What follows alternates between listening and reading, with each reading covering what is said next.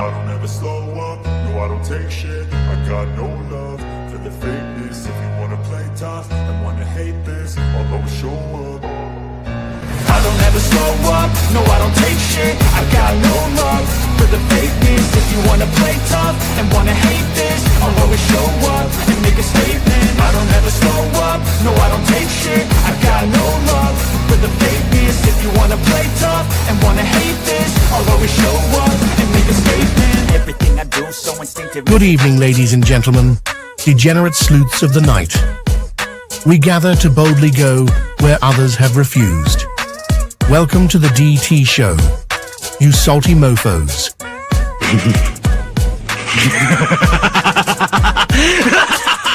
A man accused of killing 4 college students is behind bars, and he has ties to northeastern and central Pennsylvania. State police say 28-year-old Bryan Kohberger was arrested this morning at a home in Chestnut Hill Township. I can't find any case law that would support that idea. That somehow a warrant would be needed for DNA left at a crime scene. We are expecting to learn more about the allegations against the girlfriend of a Boston police officer who was found unresponsive in the snow Saturday morning. I-Team sources say Karen Reed was in a relationship with John O'Keefe. She's facing charges including motor vehicle homicide and manslaughter. So, the Commonwealth just provided the court with information that causes me grave concern. The implications of that information may have profound effects on this defense and defense counsel.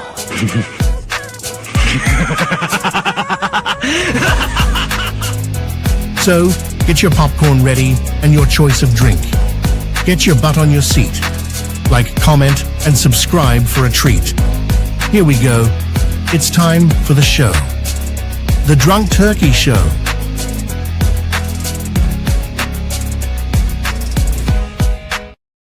What is up, everybody? Welcome back to the show. I'm Daniel. Let me turn this up. I got some things moved around now. And there we go. Let me know if you guys can hear me okay. Hit the like button if you can.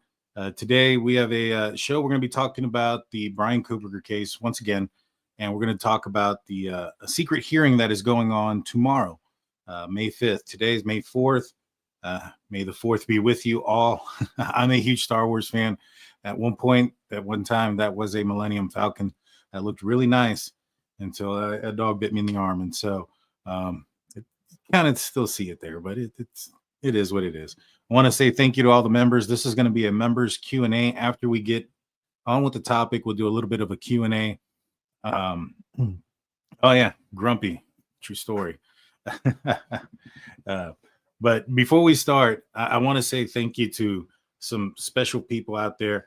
It is Rogan's birthday coming up here pretty soon, and Rogan is my little girl. For those that are new to the channel, a couple of years ago, almost 2 years ago now, she was born, and there was a little watch, turkey watch, so to speak, waiting for her arrival. You might hear her screaming. She's getting a little bit fussy and tired, but her birthday is coming up. We have a link in the description for her birthday wish list, so to speak. And I want to say thank you to a few people. Canadian True Crime Buff Buffy, Extreme Blonde, Heather, Trevor, and Marvin, Sirius Black, Robin, Dr. Shayna, Trevor, Artworks and Family, Catherine, and an Ohio listener who remained anonymous with their gifts. I was going to do a little video and a little clip and a picture and stuff with my daughter with all these amazing things that each and one of you guys bought, but not everything has come in. It is anticipated. I think we got some stuff that's going to be coming in on Monday, and so you can expect to see the second part of this thank you on that video come Tuesday or Wednesday, guys. So, but I want to thank all of you guys for being amazing and bringing us into your family and vice versa. And so, thank you guys, and we appreciate you guys. All righty, so let's get on to the show.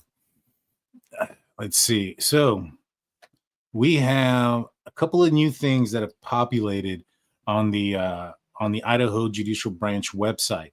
Now, this website here has everything in the Bryan Kohberger case, all of the documents that have been filed, the orders for sealed items, the orders for wishing for something to be sealed, the orders granting sealed items, and such, right? Now, the first thing I want to mention is, well, I noticed that it says here that there are two new documents, and one of them being an April 29, 2025, and it says order defendants motion to strike the death penalty and adopt new necessary procedures. And when I clicked on it, I was like, we already talked about this. This isn't new. This isn't part of this notice of a hearing sealed. And I went back and looked to see if maybe perhaps there was another document that was put out there, because it just didn't look right. And one thing that I noticed here is on April 28, 2025, there was a defendant's notice of compliance. Now, that wasn't there the last time we talked, when we talked about Dr. Ramsden. This is before she responded. This is when we initially looked into the airmail article by Howard Bloom and his theory into the motive of Bryan Kohberger. And before we got into that conversation, we looked at the new documents that were out there. The order sealing the state's motion examination pursuant to IC 18-207 was there. The order of the defendant's motion to strike the death penalty and adapt necessary procedures was there. And those were on the April 29th. April 25th, the motion to seal the motion for examination pursuant to IC 18-207 was also there. But what wasn't there was the defendant's notice of compliance. Nothing weird, nothing strange. It's just that it just kind of popped out of order. And, they put that there. So what this tells me is I'm probably going to spend the next couple of days going through and seeing if there's anything else within the last almost 3 years now, if anything else is populated and put in that wasn't there when we first went through it in order. Because this is something that just recently popped out. And the only reason I caught it was because of the fact that there was an issue here when it comes to the order in which they kept on a order for the defendant's motion to strike as a new order, and it just seemed wrong. And so let's look at what that order is, though, real quick. The defendant's notice of compliance comes now. Bryan Kohberger and submits to the court his notice that the defense has hand-delivered an external hard drive containing their exhibits and proposed exhibit list to Latah County Prosecutor Office pursuant to the court's unredacted seal order governing further criminal proceedings and notice of trial filed October 9, 2024. And so the defense has hand-delivered some sort of external hard drive containing all of their exhibits and their case basically to the prosecution. Now, this is something that happens in every case, and this is leading up to trial. So, I think that basically when it comes down to something like this tells me that this trial is going to be on par. This is going to be on August 11th. It's going to start. I don't foresee anything delaying this at all whatsoever. And so, interesting thing that pop up. If any of you guys go through there and you guys see something that maybe perhaps we never covered, I mean, I know it's kind of hard to determine that because there's so much stuff in there. It's probably going to have to just be me going through there by myself, single-handedly reading through almost everything to see if there's anything that I haven't read. Because for the most part, I've read all of them. I mean, I've never read a full novel back to front. Well, I guess depending on what you call a novel, but like an extreme novel back to front. And outside of this, this is probably the largest amount of reading on a single topic I have ever done in my life. Just being honest. All right, let's continue this. Now, the next thing that I noticed is that there's a notice for a hearing here. And this is a notice of a sealed hearing. This will be on May 5th, 2025 at 11:30 a.m. This is, I believe, 8 a time. I'm not sure what it is, if they do the whole daylight savings time, if they bounce back and forth, but I think they're about an hour different than where I am here in Central. And so this will be about 12:30, but this is going to be sealed. This is a remote hearing and invitations will be sent out. Now, a lot of people were looking at this. Some people were thinking that this could be a plea deal. Some people were thinking a bunch of different stuff. Now, for those that have watched onto the show would know that exactly what this is. We talked about what this hearing will be. I did not necessarily my psychic thing, but I did say expect an ex parte hearing. I think I said that not in the last show, but the one before that. And what that was referencing was this order here. Let's pull this up. This is the order sealing the state's motion for examination pursuant of the defendant pursuant to Idaho Code 18207, and for extension of time to complete rebuttal penalty phase expert disclosures and declarations and exhibit supports. This is a document that was dropped, I want to say the 29th of April. So it says here, based on the state's motion to seal the state's motion for examination of the defendant, and this is for the state to get a impartial, or well, I don't know if you can call it impartial because this is, I guess, a state's witness. The state wants to get a doctor to evaluate Bryan Kohberger, and the state's motion to seal is the examination of the defendant. And so we know that, so that's the first thing. And the second part of this, it says here, and for the reasons stated in the motion and until a hearing can be held on the matter. So it's sealed until, because of the reasons stated in the motion, that based on the psychological examination that they're going to give Bryan Kohberger, they're going to keep that sealed. So now they talk about a hearing that can be held on the matter. Now we have a sealed hearing. It doesn't necessarily mean they're two in the same, but I don't believe in coincidences. They're specifically talking about a sealed hearing, and now we have one, and it's referencing the state wanting to look at Bryan Kohberger. We can go back to this document here, and this is the motion to seal the state's motion for examination of the defendant pursuant to Idaho Code 18207. And on this document here, let's see. Yes, it says here, comes now the state of Idaho, and they hereby move the court to pursuant to Idaho Court Administrative Rule 32 and Idaho Code 74-124B for an order sealing the state's motion for examination of the defendant pursuant to Idaho Code for an extension of time to complete rebuttal penalty phase expert disclosures as well as declarations provided in support of this motion. The motion, declarations, and accompanying exhibits reveal personal, private information of the defendant. So this is one of the main reasons why they want this motion to be sealed.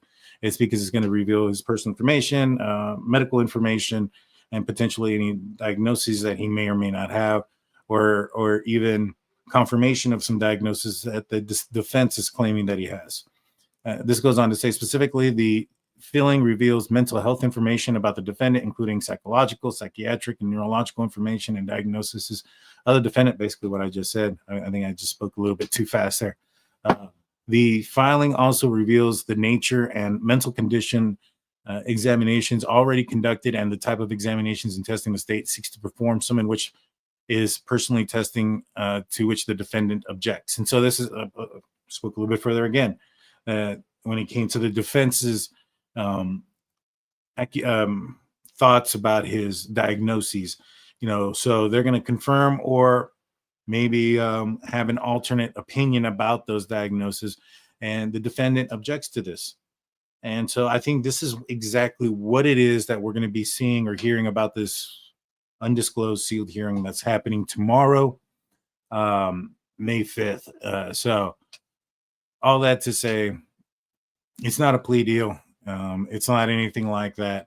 It is just specifically this aspect. And as far as the reasoning behind the extending for the rebuttal, they go on to say, I'm not sure if it's right here. It says the state has redacted the name of the psychology expert who is no longer working on the case. So they got a new psychology expert. That's probably another facet to this, this hearing. You have an objection from Bryan Kohberger about a psychological examination from a state expert, and the state also has changed their experts. Now, why have they changed it? I don't know. It could be a number of reasons. Pro-burgers are probably going to say something like, oh, maybe the psychologist agrees with them. What I'm thinking is it had to do with what it is that the defense is claiming now, right? Like, we knew they were going to come in and say that he had some sort of disorders. However, they weren't specific about it. Now we know that they're claiming autism, OCD, and some other things that I think that could have prevented him from committing the crime. That some dexterity issues, I think, is what they said. Even though in their own writing they mentioned that the dexterity issues weren't an issue that had been around for quite some time. And so, with that said, I think that's all this court's going to be about is, all right, who's your expert? How much time you're going to have? When are they going to allow, if they're going to allow that expert, which I don't see why they wouldn't. I'd have to ask a legal expert. Maybe if I'm not sure if Chloe's in the building. Hopefully she is.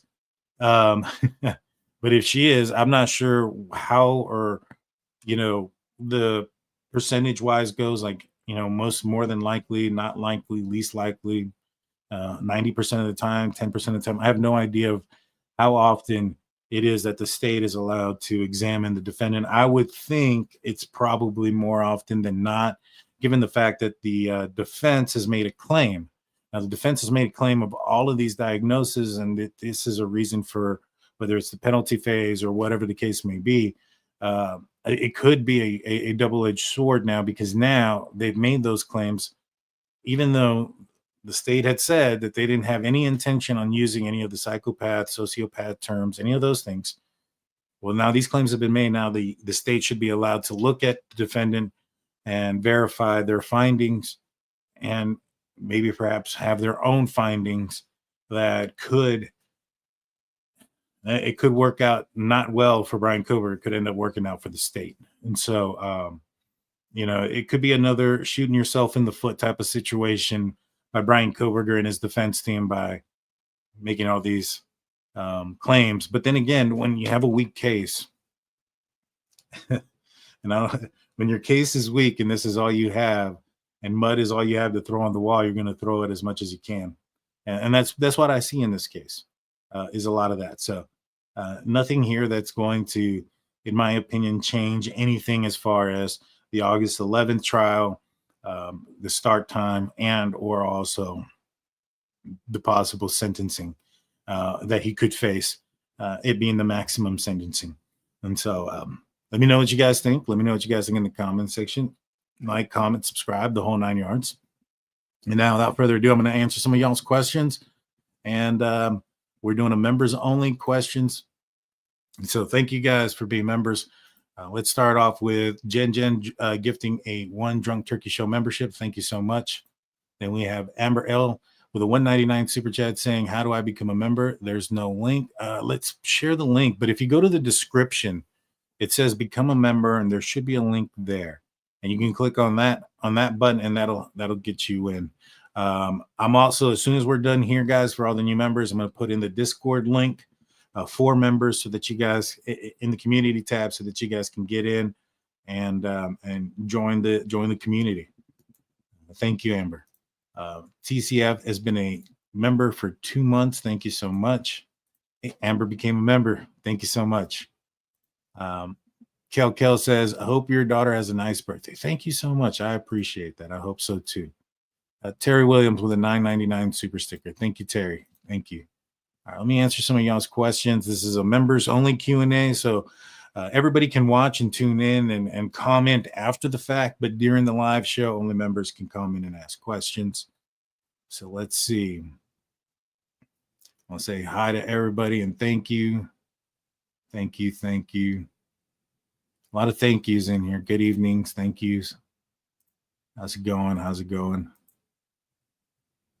Put a couple stars if you have some questions for me, members. I'd appreciate that. That'll help me see them. Daughter turns 12 on Tuesday, so we celebrated her birthday today. Oh, yeah. Yesterday we went out to the theme park, and my gosh, I think I got like sun poisoning. It was crazy. I haven't been outside in a while, and yeah, it was crazy. Let's see. I got all sick. I was afterwards. I was wearing a sweater. I was all cold. It was nuts. I had nausea. I wanted to throw up. It was bad. All right, let's see. Come on, let's get some questions. Is Chloe in here? I have a question for you, Chloe, about the likelihood of the psychology expert being able to work on this case. Before the questions, make it yes. Please put a couple of stars. That helps out a lot. All right, what do you think of you interviewing Dr. Brucato? That'd be I'd be interested in that. I mean, I've never reached out to him. I believe he's a psychologist that is on the interview room, right? I think he comes out with Detective McDonough, I want to say is his name. Forgive me, guys. I am not the biggest like true crime guy into like other channels and other things. I actually saw my comment section because I didn't know who Ann Rule was. Somebody said it was a shameful thing, and she's an author and true crime author, and all I got to say is honest truth. I got into true crime when Bryan Kohberger, when actually just before Richard Allen got arrested. Around that time is when I got into true crime. Richard Allen was the first case that I covered. Bryan Kohberger, the Idaho 4, Maddy Mogen, Kaylee Goncalves, Ethan Chapin, and Xana Kernodle. They passed away on November 13th. That was about maybe 3 weeks after Richard Allen had gotten arrested, somewhere around that time. And so we had just got into the true crime community. In fact, I think when Richard Allen got arrested, the DT show had about 300 subscribers. And we started talking about that case. And just before Bryan Kohberger got arrested, or just before Bryan Kohberger, that incident happened, I think we were somewhere around maybe 1,200. And then Bryan Kohberger gets arrested Bryan Kohberger's, that crime happens on November 13th. By January 1st, I think we're at 9,000 something. And so we took off from there, covering the case, going over a bunch of the documents and trying to give a true, real understanding of things. You know, myself, I used to be a police officer. Jaime, who was on the show, he was the guy that probably could answer the Ann question and all these serial killer stuff, because he was the guy that really, really was infatuated with that type of content. And Big Blue, he was in the medical field, or is in the medical field. And so, you know, we kind of started to navigate that way, but it wasn't that we were completely in it. But I say that to say, yeah, I would be down to interview him. I've never met him or reached out to him, but if anybody has his contact, I'd love to talk to the guy. Yeah. Let's see. You think Bryan has been advised not to speak in court, so DM can't recognize his voice? I don't know. Ann Taylor is representing another man on death row, Skylar Meade. And correct me if I'm wrong. I know you guys will, but I could have swore I read that he stood silent, that he didn't put a plea in either. You know, I thought that was a Bryan Kohberger thing only, but I'm not familiar with much of her work. So it's good to see the fact that she was granted and is able to defend somebody else. So we can kind of see and compare and contrast some of the tactics that she's doing in the Bryan Kohberger case with the Skylar Meade case, and see which is or which could be at the direction of Bryan Kohberger, and what is some of the things that she just normally does as a lawyer. You know what I mean? Great question, Rebecca. Great question. All right. The name Rogan, love it. After Joe or something else? No, it wasn't after Joe Rogan.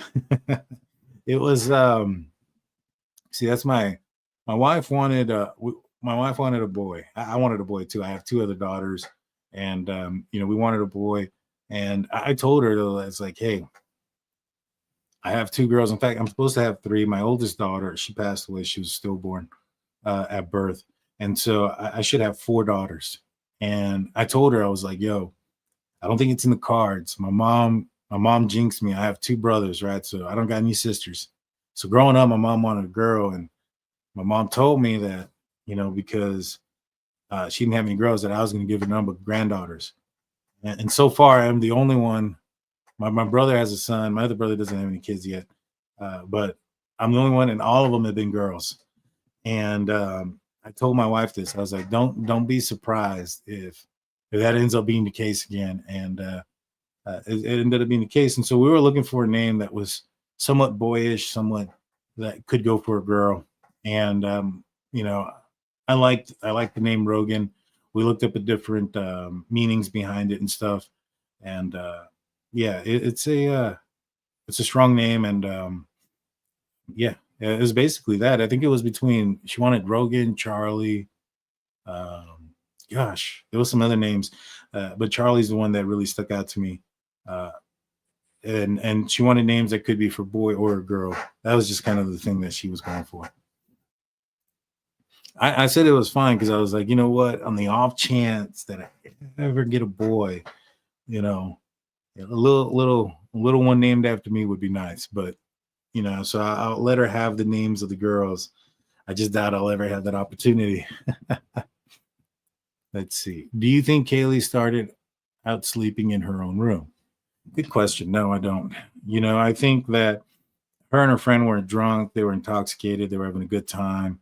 They were in their room, calling her ex-boyfriend, trying to get her to answer the phone and stuff up until 3:00 in the morning. They grew up like sisters.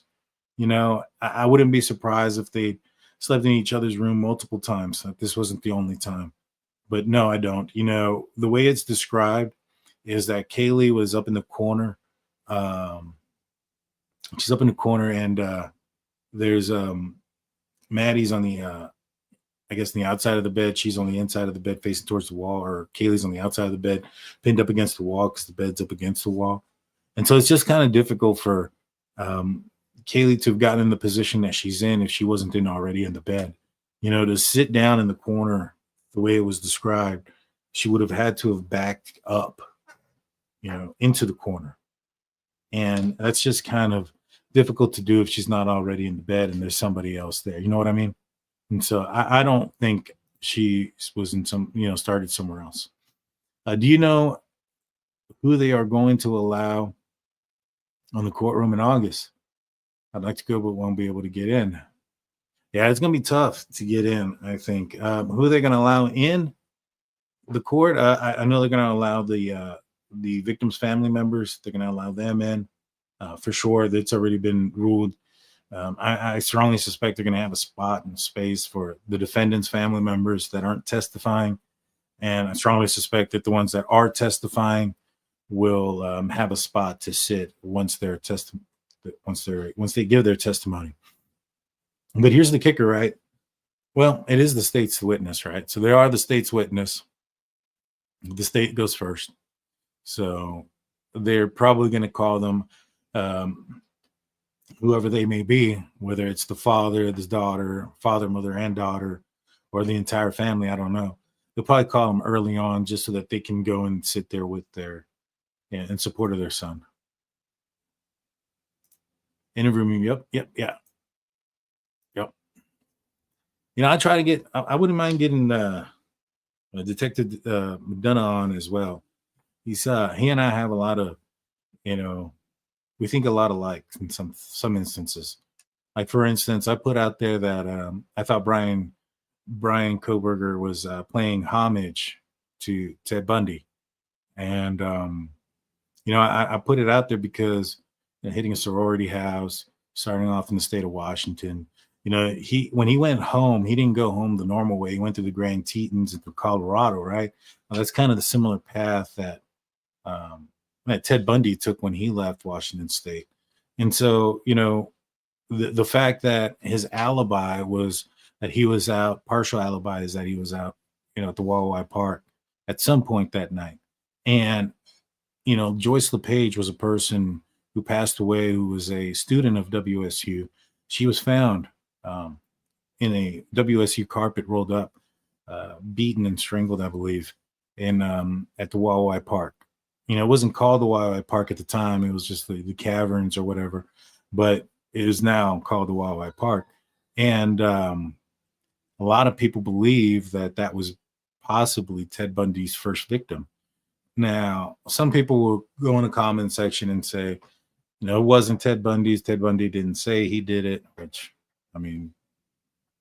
could be lying for one. And two,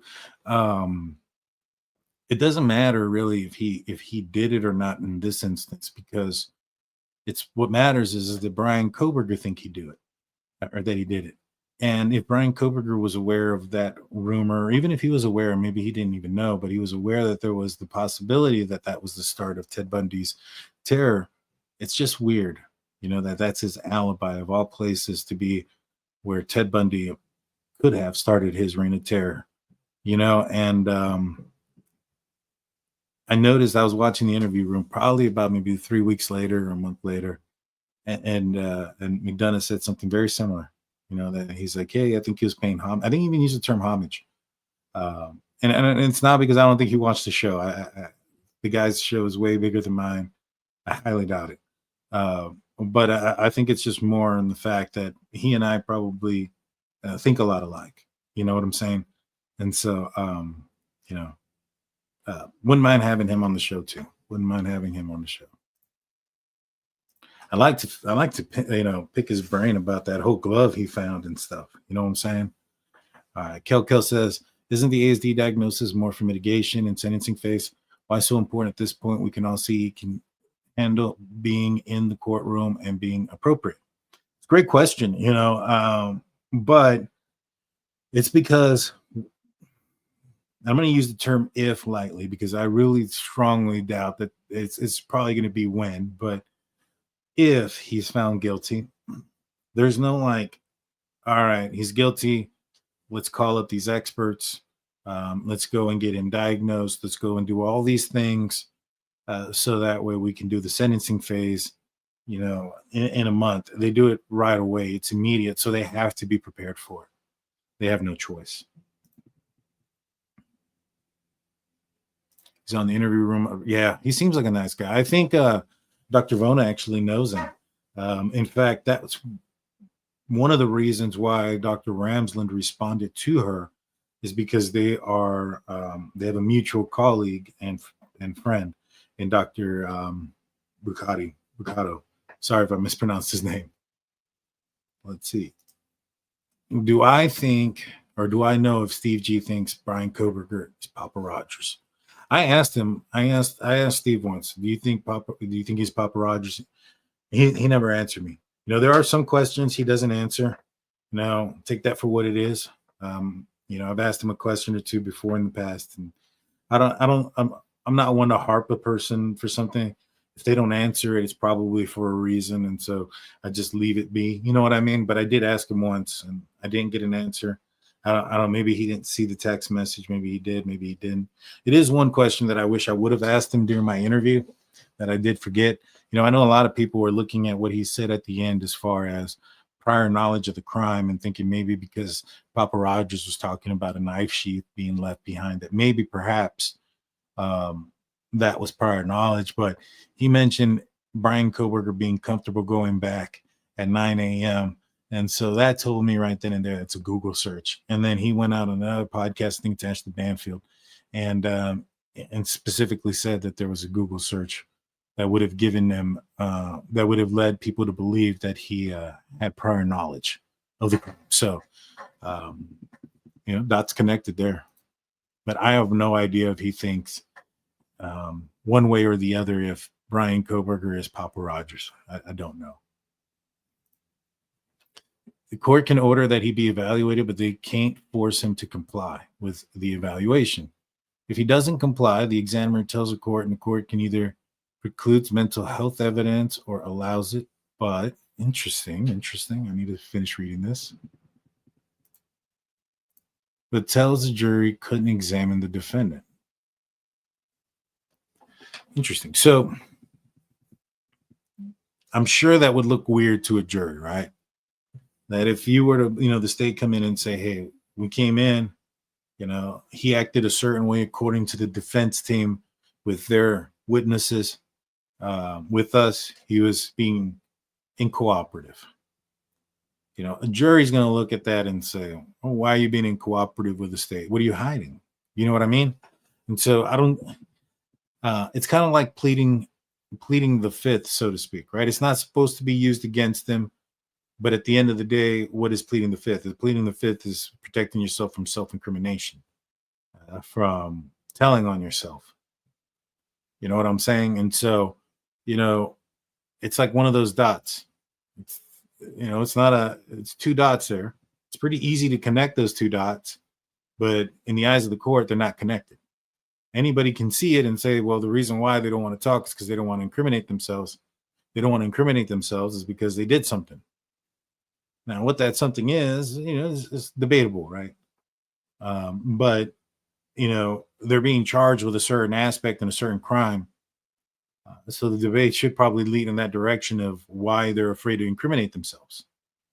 Now, yes, maybe perhaps they committed a completely different crime that they don't want to, you know, say that they did. But again, they committed something. in order to be pleading the fifth. And so the jury's instructed to not look at it in a certain light. I'm not sure if the jury would be instructed not to look at the fact that he was in cooperative with a state witness or the state doctor. And so because of those two things, I would think if I was on the jury, I'd be like, all right, you know, obviously this person doesn't want to talk, or obviously if this person pleads the fifth, they don't want to lie about something, or they can't say something because they know they're busted, right? Like for instance, Alex Murdaugh saying that he was not at the dog kennels, and they had video of him at the dog kennels. Could have pled the fifth and say, no, I don't want to talk. Or he could have gone up there and lied and said I wasn't, but they got evidence against him. You know what I'm saying? So the same thing here, right? I mean, if they don't have evidence against you, then you could probably go up there and lie. But if you're pleading the fifth, it's because you know that the evidence presented against you is going to contradict whatever lie you're going to come up with. And then you're going to get caught. So again, technically you're not supposed to connect those dots, but it's not that hard. And I think that would be the case in this scenario here, if that ended up being the case.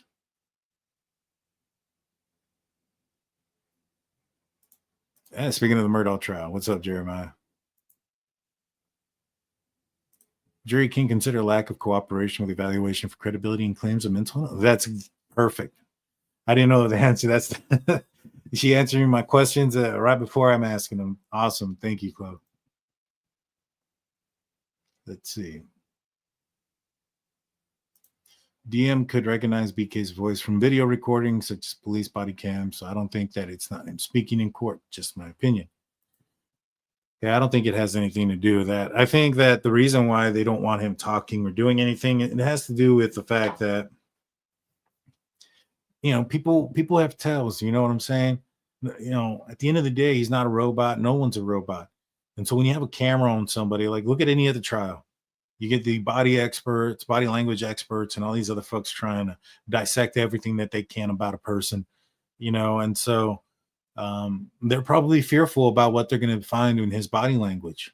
Is he going to make a smirk, especially if, for instance, you're talking about something that's inappropriate, or if they show a picture of something, you know, is his eyes going to do something that you wouldn't expect? Is he going to seem more intrigued than appalled? You know what I'm saying? Those type of things. And the jury will pick up on those things as well. But they don't want the cameras on him now because, well, you know, the jury isn't selected yet. And so I don't know if they'll change during the trial. Probably not, to be honest with you. They'll probably keep it in the same format that they've had it in. But, you know, it would be nice to be able to see this guy's reaction to things. Yeah, I know I would want to see it. 3 daughters here. Yeah, but my kids are all different ages. I got 18, 15, and about to be a 2-year-old. Talk about starting over, right? Talk about starting over. If they had any recordings of Kohberger, these could be used in a lineup of voices, but I don't think this is admissible. I haven't seen an instance where a witness speaking close to the defendant talking. You know, again, this would be another question probably for Chloe, but I think that the defense would have an argument based on the intoxication and things of that nature. Like, how close can you remember a person's voice? There's some things that you're struggling to remember. You know what I mean? Those type of things. It'd be one thing if there was an actual recording of his voice, like in Delphi, where you had guys down the hill. You know, with the right amount of money, you can probably and should have probably done some sort of voice comparison and analyzation of that voice. If you had something like that, where it's documented, recorded, and it's not for interpretation, you know, it's a recorded voice, then maybe perhaps you have something there. But because it's somebody's memory, I don't know. I've never heard of a voice lineup like that. And but then again, I'm not into true crime like that. You know what I mean? I just got into it here recently. So like in the last 2 years,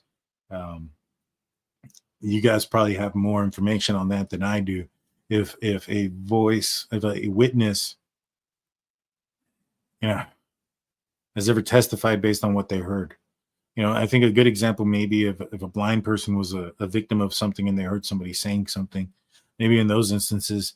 But in those instances, I think some folks can expect that a person who has lost their vision have a higher sense of hearing and maybe perhaps a more, I don't know. I guess you could say, would you trust somebody's hearing who's blind than a person who can see? Maybe, I guess. You know, they've been leaning on their hearing for a lot longer and without, sight. So it's honing in on different skills. So I think you should, right? But Dylan isn't blind either. So I don't think she would fit the criteria regardless. But I don't know. I don't know if they could do that. I know that she looked up his picture, and when she heard that he was arrested, which I think should not have been done, to be honest with you. If I could say that that's probably something backwards, I think they should have contacted Dylan before they arrested Bryan Kohberger and done that lineup and not let her go out there and look at him. Because let's just say that she goes out there and looks at him, and then she's like, then she does a lineup. She goes, yeah, I recognize him. And then she does a lineup and she points him out of a lineup. Well, they're going to say, well, she saw him on the news. So the lineup is, it's contaminated. You know what I mean? It's not trustworthy because she saw him on the news. She saw him get arrested. She looked up what he looks like. And now you're doing a lineup. And so I think that was backwards. They probably should have, just like they contacted Steve and his family, they should have contacted her, because she, as the state has indicated in their documents, the only person to have seen the killer, the only person alive to have seen the killer that night. And so I think they should have done that. I think, knowing what I know, BK standing silent was his last act of defiance, even the fact he did not stand. That's a good point. That's a good point. Freddie comes in saying, do you think there's a way to get Bryan to show his anger and hate if he gets to the stand, that is? Well, I think that if you put him on the stand, you might. I mean, maybe perhaps you'll get Jennings. I'm not sure if Jennings is still there. Then, because I know that they brought in a new prosecutor. I don't know if they're going to replace somebody or if they're going to just add in this special attorney on the for the prosecutor for the state side. But if so, maybe you get somebody like Jennings to cross-examine him, and maybe perhaps he says something in that scenario. I strongly suspect that the monstrous exhibit, the house, the defense calls it a dollhouse, that in part was done not to size, to maybe get under his skin. I think that we go back to that document that he wrote May 2020, and in there he put on there that he would go through a CAD system and use a 2-scale to create a 2-scale model, 3D model of and layout of the house and where everybody was at. If he has OCD, sorry about that, OCD, like the defense is claiming, maybe that could get a response out of him, maybe make him uncomfortable, so that way during specific testimony, he might drop that mask he has of him trying to just be, not there.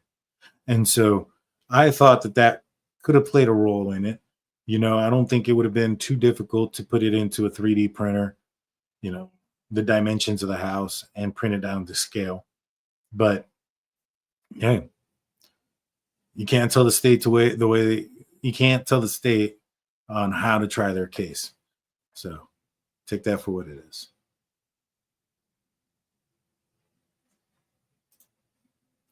Regina comes in with a $2 super sticker. Thank you so much. Bryce Productions. Who is Papa Rogers? Great question. So Papa Rogers was a guy that was on our gal. I don't know who he is or her.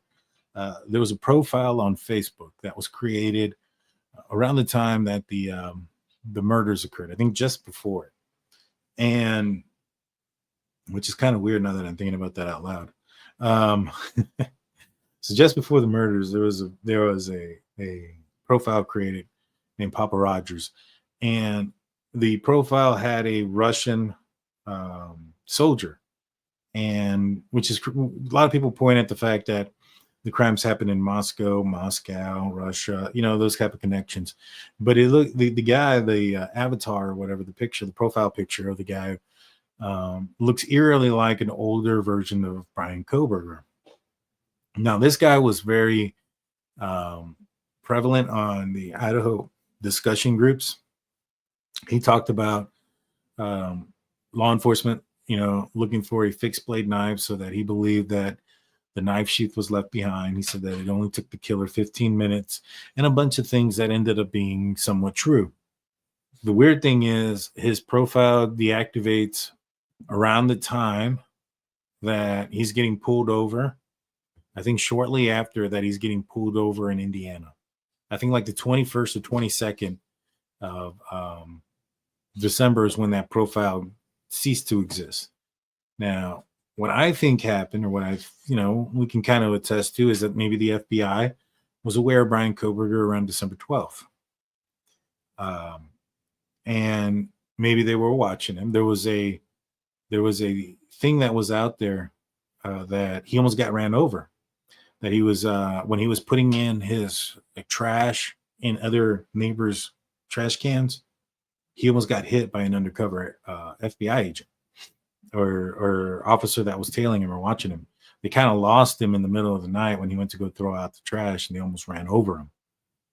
And so maybe because of those things, there was, even the night that he got arrested, there was a helicopter going on outside and stuff. He probably started getting suspicious and he was probably already paranoid because he committed this crime. He knew he left the knife sheath behind. They were looking for a white Elantra. They mentioned it being Elantra. Yes, they got the year slightly off, but if you look at it, 2013, I'm just talking about specifically the Bolo, not what the actual federal investigator said, because the federal investigator said open it up to 2016.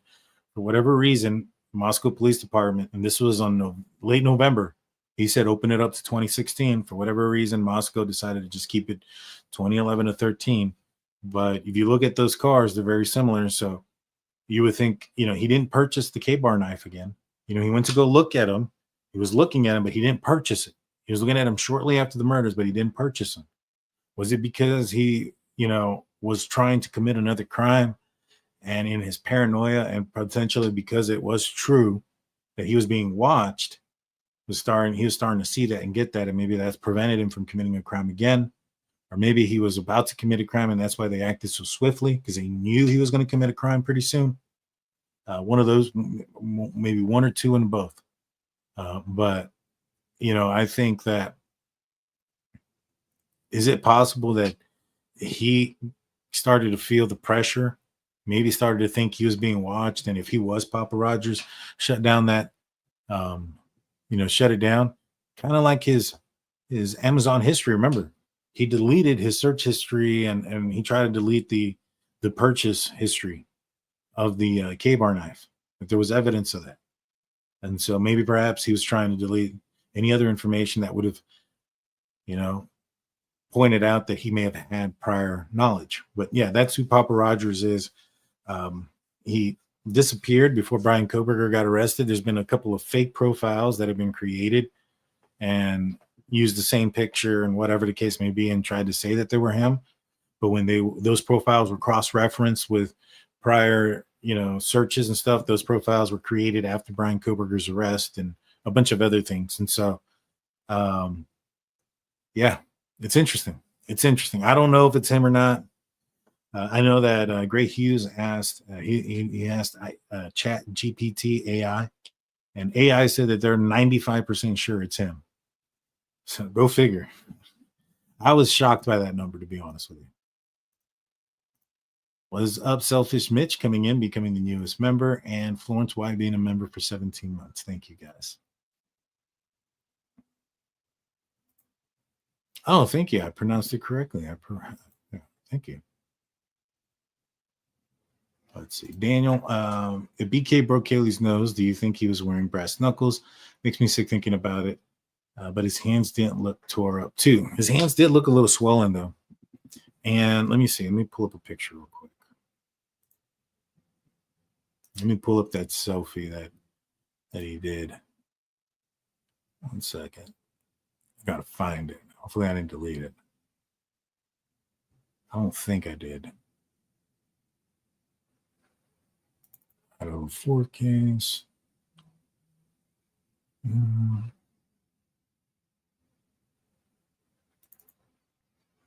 Yeah.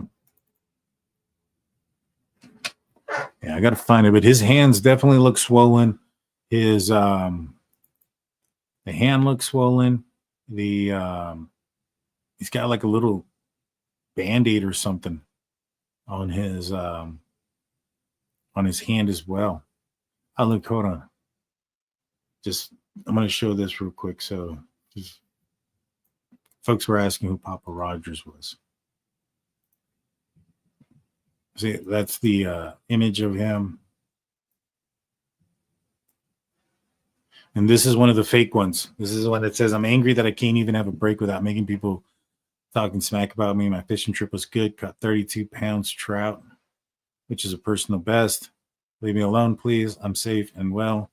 Just need some time out. It's been very stressful the past 2 days. 2 things. But a lot of people don't believe that's him. As far as, do I think he was wearing knuckles? You know, the defense claims that there was multiple weapons, right? Steve says that there was something there, but he doesn't want to talk about it because, well, 1, there's the gag, and 2, we don't want somebody to, you know, one of these pro-burgers to come out and say, no, I did it, and this is what happened to Kaylee, and use that information that Steve put out there, and just to cause a confusion. You know what I mean? I hope I didn't delete all those photos. I hope I didn't, but it looks like I might have.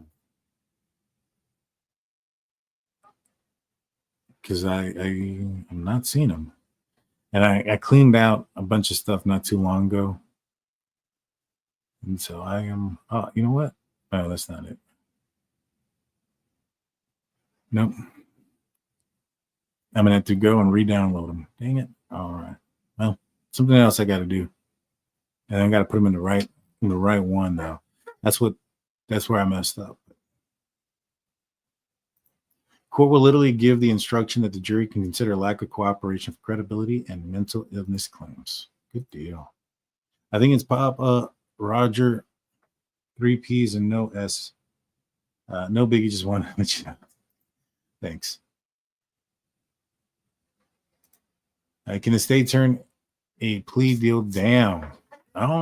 Yeah, I believe they can. I'm pretty sure they can. They don't have to offer one.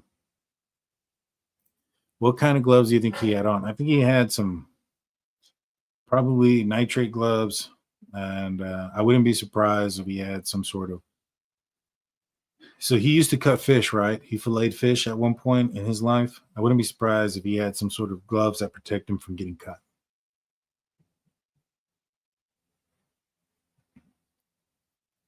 Hands like Bundy. Yeah. May not remember, but are cameras going to be allowed, or a decision hasn't been made? I think they're going to be allowed.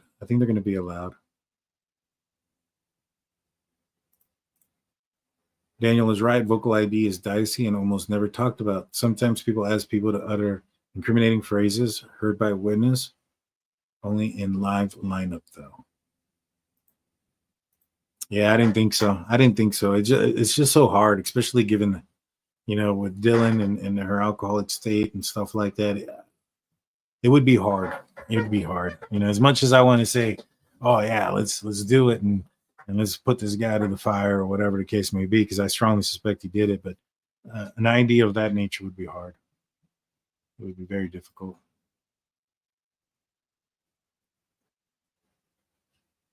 And the selfie does appear that there are a few bruises, and more may have appeared later with time. Possibly, you know. I think that the state is arguing that Madison Mogen was so intoxicated she couldn't fight back. And in that document, they say that the general feeling is that all of them were the same. They were so intoxicated they couldn't fight back. But there's certain things that you can't prevent, right? And like some of those things are going to be like the guard. When you If you're hitting somebody hard, the guard's going to hit you back. Those type of things, right? As far as the two weapons, like I mentioned before, I don't know if he used brass knuckles. He may have, or if he used the bottom end of the knife, and the defense is trying to just say that it's two weapons because it's different types of injuries. You have blunt force object being struck, bottom end of the knife, and a sharp object, the other end, creating stabs and lacerations. So, the defense is going to look at that and say, "Oh, it's two weapons, two people, no DNA, no hair or anything. It's got to be that." And that may not be the case. It may have been just one weapon and just used in two different ways. But the defense has a way of saying things and doing their crap. Michelle Forrester comes in with a 199 saying, "Will Ramsland or Snyder be witnesses?" I say yes. I think for sure John Snyder will be. I would say yes. Now, I've had this conversation before. I think I even asked Chloe about this because she's a lot more experienced in the legal lawyer field. Because I think I think there was like an ICR that has to be brought up about some of Bryan Kohberger's past and having to deal with other crimes. My first thought was, well, what about these folks who are having problems with him? I know that the defense claims that he was cleared, that there was that he was cleared of, I guess, the accusations, right? Because you can't get cleared of something unless there's an investigation. You can't have an investigation unless there's an accusation. And I asked this, and I told this conversation with Steve, and I had thought, and he confirmed it, was that these young ladies were having problems. They reported these problems. There was an investigation, and it was a he said, she said type of ordeal, or because they didn't write it down, they couldn't do much about it. Unless it's in writing, it didn't happen. It's got to be documented. And so there's a Bryan tally. It's very well known, publicized. It also documented that Bryan Kohberger took the day off November 14th, the only day he took off. And, and for those that say, there was no school Monday. That was for the University of Idaho. But Bryan Kohberger didn't attend Idaho. He attended WSU, and WSU did have school November 14th. And so, he wasn't there. The reason they would have been documenting it is because they were told. And so I think they were in the process of that. He got into another altercation, maybe verbal or physical, I don't know, but he did get another altercation with John Snyder. He got on the two of them. The second one is the one that ended up getting him terminated. So I highly, highly suspect that we're going to hear from him. Will we hear from Ramsland? I mean, I would say yes, because Bryan Kohberger, according to Howard Bloom, emailed her leading up to and after the murders. So I would say they're probably going to want to talk about what it is were in those emails. What was he talking about? Was he trying to grab her attention? Was he saying, "Hey, we have a co-ed style killing thing that happened over here. Did you hear about it? I'm over here, and this is what happened." Because if that ends up being the case, right? Let's just say that he compares it to the co-ed or Ted Bundy. Let's just say if he does that in any of these emails, and we know that the co-ed killer, Ed Kemper and Ted Bundy, were some of the individuals that drove Dr. Ramsland, according to some of the documentaries and things that are out there from her. Those are the things that drove her to become go into the profession that she's in, with criminal psychology and forensics and stuff like that. And so, if Bloom is correct, which I think there's something to it, right? Because Bryan Kohberger purchases the knife in Pennsylvania, the mask in Pennsylvania. I think the only thing that he really does, the sharpener and the sheath in Pennsylvania, the only thing that he purchases in Pullman, I believe, or in that area in Washington, is the what was it? The Dickie suit, right? And And so for majority of the kill kit was purchased before he even moved out there. And so that tells me that he had it in his mind that he was going to commit this crime before he went out there. So his motivations were from then. You know, whatever was motivating him to commit this crime started in Pennsylvania. It wasn't in Washington or in Moscow. It started over there. So could be. I mean, if he's trying to just grab her attention and just thinks that it would be amazing if a world-renowned doctor in criminal psychology who has studied some of the more famous and high-profile serial killers covered a crime that he committed, I mean, that would stroke the ego like no other for somebody, you know, if that was what their goal was. So it could be. I would be interested into knowing what it is that she said and the information they can bring together. But if those things are true, I would say yes. If they're not true, I don't know. I don't think so. You know, unless she came forward, right? Now, she would have to come forward and say something like, did this happen? Because, you know, Bryan Kohberger has mentioned that there's a flaw in this or a flaw in these testings or that testing or whatever the case may be. Did this happen? You know, is something that he has pointed out as something that is a huge thing, whatever it may be.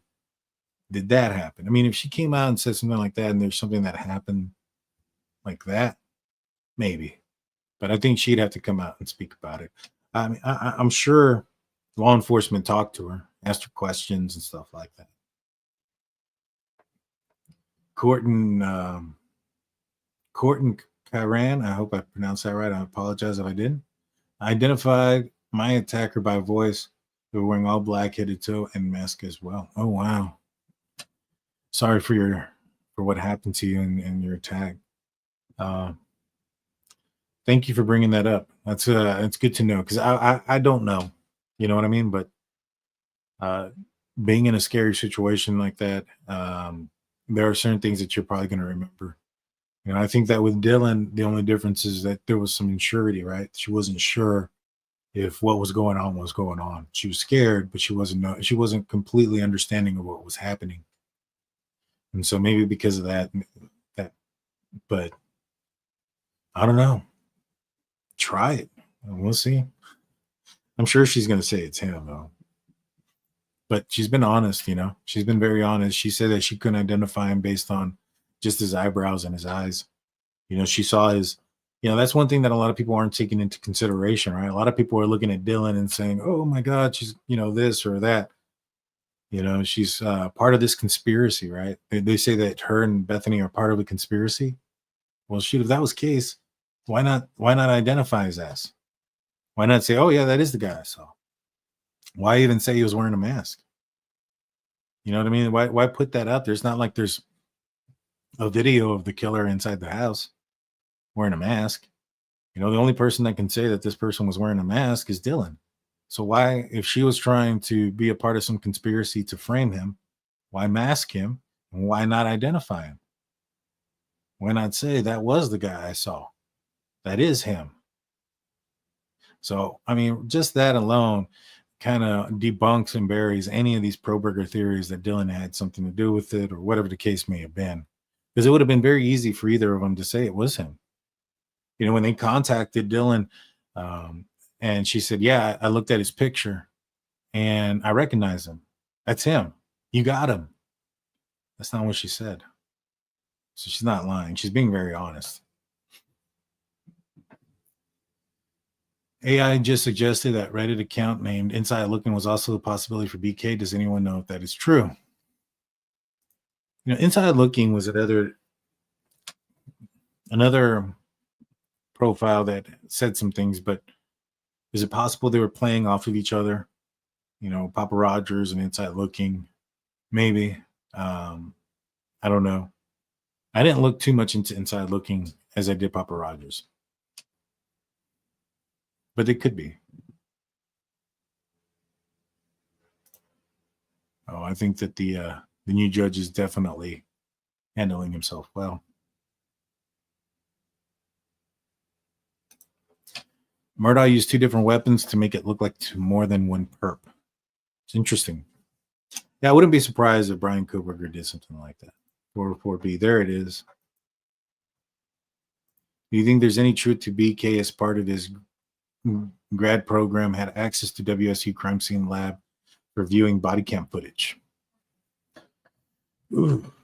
I'm sure he had access to the WSU crime lab. I think everything was kept in the chem lab though. So I did a search for the chem lab because there was a rumor that he broke into it. Now, I heard he broke into it and then he used some things to help him with this case, whether it be chemicals or whatever the case may be. Howard Bloom, he broke out that he was trying to build a bomb, but he's since stepped that back. When we had him on the channel, he said that that's not an angle that they were looking at anymore. But the fact that he knew that there was a potential chem lab break-in, I found interesting. So I looked up what it is that they kept at the chem lab. And it was more than just chemicals. It's office supplies, it's police radios, it's staples, it's paper. It's everything is in the chem lab and locked in there. And so is it possible that he would access to that? Yeah, I think he would have. You know, I'm sure that the chemicals and stuff that are they're probably separate within the lab. You know what I mean? But they're all in there. But I have no idea if he actually went in there or not. But the chem lab is really close to Nevada Street. And if you go back to the PCA, the 247, where initially they claimed that he turned off his phone, he was in and around Nevada Street. And that's where the chem lab is. It's pretty close to it. Now, I know that the document says, or now the defense is claiming, no, he didn't turn off his phone until 2:54, it's 7 minutes, blah, blah, blah. But if you go back to the PCA, his car's on camera until 2:53. So in reality, there's only 1 minute of unaccounted time between the time where they don't know where the vehicle is at or it's seen on camera and his phone actually turns off. So take that for what it is.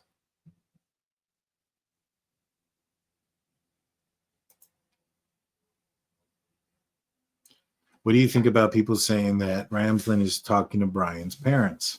Oh, I'm sure she is. I don't know if she is or not, but I would assume so. You know, it sounded like it. I know that was a Howard Bloom thing, but I don't know. I honestly don't know. Pro-burgers are claiming now he had a doctor's appointment. Well, it's because see, here's the thing. Pro-burgers remember things weird. Like not accurately or whole or anything like that. So I had somebody tell me, oh my God, he had a doctor's appointment. The doctor came out saying that he looked great and had no scratches. And I'm like, one, the doctor did not. It was a lady, I believe it was a lady who was like a front desk clerk at a doctor's office. And I think this was like the 29th of December, or not the 29th, the 29th of November, somewhere around there. It was towards the end of the month, maybe even early December. And what they said was that he came in for his doctor's appointment and that he was cheerful and that he had like a pep in his step. That she couldn't talk about what he was there for because that's a violation of his rights. And so that's the other thing too, right? These idiots think, oh my God, the doctor came out and said what it was for and had no scratches and all these other stupid stuff. And they don't realize that there's something called HIPAA. Regardless if it's in favor of Bryan Kohberger or not, they can't talk about those things. And so, no, that's not what happened. What she said was that Bryan Kohberger had an appointment. He came in and he was chippy. He was happy. Kind of like that screenshot there, that selfie he took in the bathroom about 6 hours after he murdered 4 people allegedly. You know what I mean? Look like that, happy still.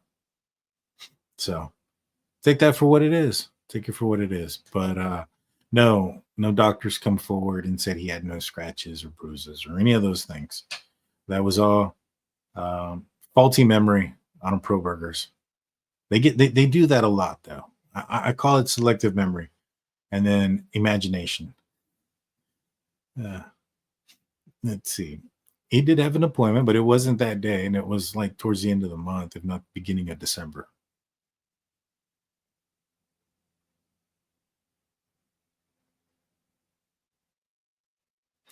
Oh yeah, no, people are so stupid. They're saying that it was that Monday, that's why he didn't go to work. Oh my God, these people are dumb. No, it was they don't remember Jack, dude. I tell you. Hello, Sarah Adams. Welcome to the show. Welcome to becoming the newest member. One thing I am confused about: can federal court retry Bryan after this trial? Wouldn't it be double jeopardy? Referring to SG's comments about the FBI. So here's what I'm thinking. They ain't charging Bryan Kohberger with stalking, right? And so, because in Idaho, that case requires there be certain things, right? Like the victims would have had to have known that they were being followed, because they would have either had to have been in fear, annoyed, or scared, or a bunch of other things, right? But all of those indications for the statute would have required them to have knowledge of them being followed. But federally is a different subject, and it's a different crime and a whole different thing. So, he purchased things in Pennsylvania. If they can prove that he was looking at the girls from Washington, yeah, they can file a different and separate crime federally against him. Now, he may not have the same punishment. He may be in for 20 years, and that might be the only thing they can get him for. But, at the end, I think that's the way they roll. But yeah, no, I don't think they'll let him out. Hey, what's going on? Dr. Vona's in the house. There it is. That's the other reason too. I have a Dr. Brucato.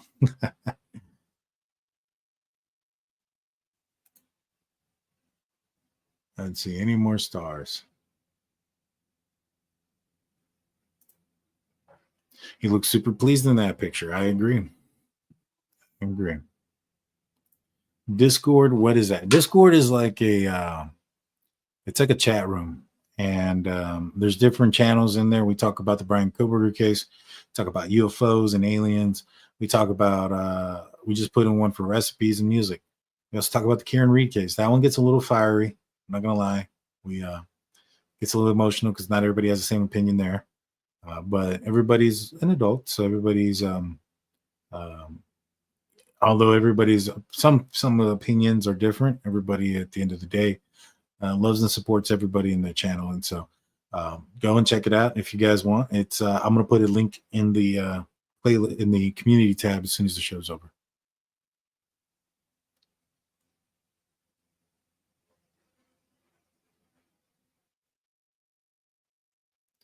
State and federal can charge him with the same crime. Drug dealers are charged all the time, both state and federal. Great. Yeah, I'm very limited on the information that comes from the federal side.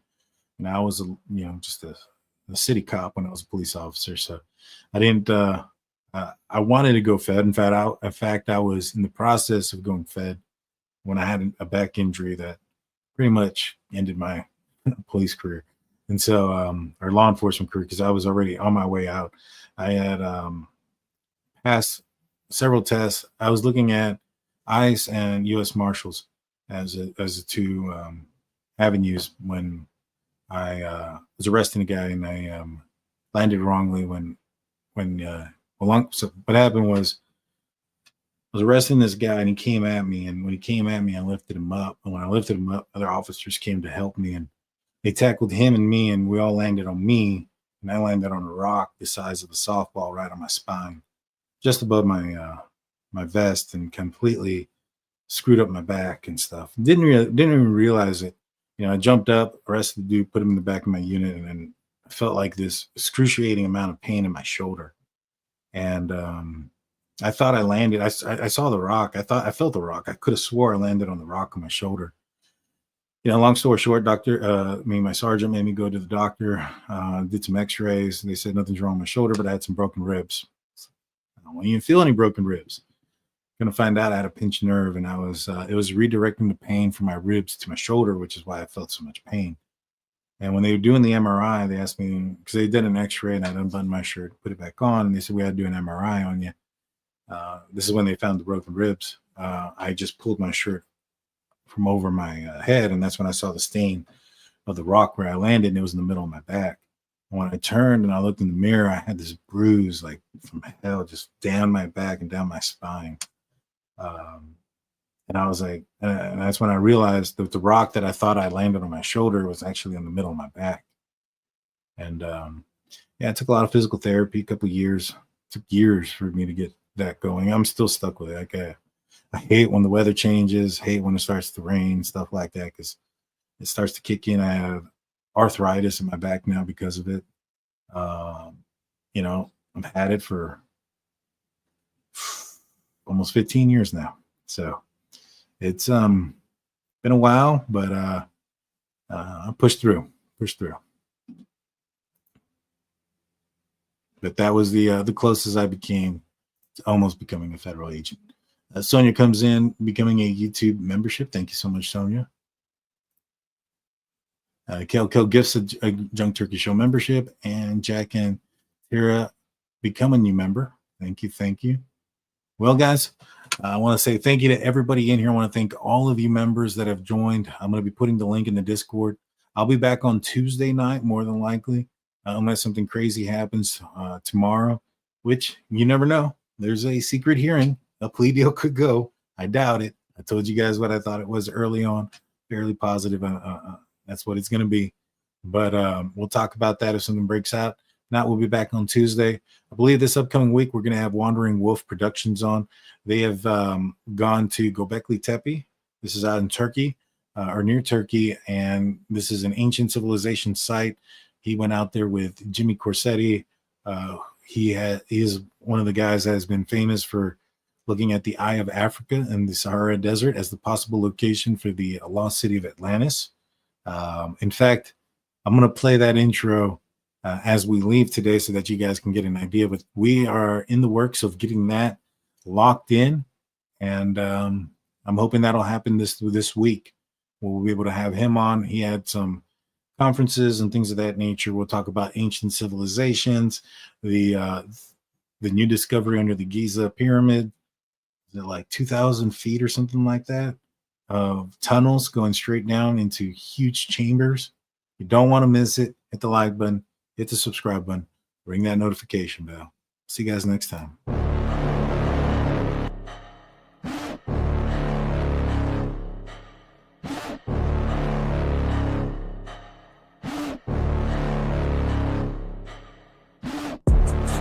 Inside of me, you better watch out if your enemy's a road ahead of full prophecy to be the greatest beast the world has ever seen. I feed him every day like the bones clean. I feed him all the hate and he grows me, and he gets claws real big, pissed off quick, and if you cross him you might drop dead. Ladies and gentlemen, creatures of the night, we gather today to voyage where no humans have gone before.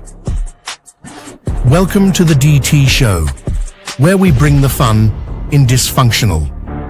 Oh, this is insane. So apparently, through the use of LiDAR, they have discovered that there are enormous structures underneath the Great Pyramid that go kilometers deep into the earth with coils. They don't understand what it is. I don't know how they did it. All I know is they did it. I don't think anybody knows how they did it, how they lifted those stones, how they brought them up to that level. I think we're looking, again, at a lost technology. People who aren't aware, there's a location in the Western Sahara Desert of Mauritania called the Rishat structure. It's also commonly referred to as the Eye of the Sahara. Plato had described Atlantis as being to be made up of concentric circles, 3 of water, 2 of land, which matches the Rishat structure. It also was said to have an opening to the sea at the south. And furthermore, it was said to have mountains to the north, and you just so happen to have mountains called the Atlas mountain chain, which Atlas was said to be the very first king of Atlantis. And it was this ancient apocalypse, 12,800 years ago, that wiped that from the human memory banks almost completely, not entirely completely because there were survivors. Are we alone in the universe? The question is back in the spotlight as government officials speak out in a new documentary. Let me be clear. UAP are real. Advanced technologies not made by our government or any other government are monitoring sensitive military installations around the globe. Furthermore, the U.S. is in possession of UAP technologies, as are some of our adversaries. People in New Jersey are concerned and demanding information after a wave of mysterious drone sightings. But the government has yet to give any concrete answers. Hurry, all freaks, and grab a seat. You don't know what you don't know. It's What the Freak Friday.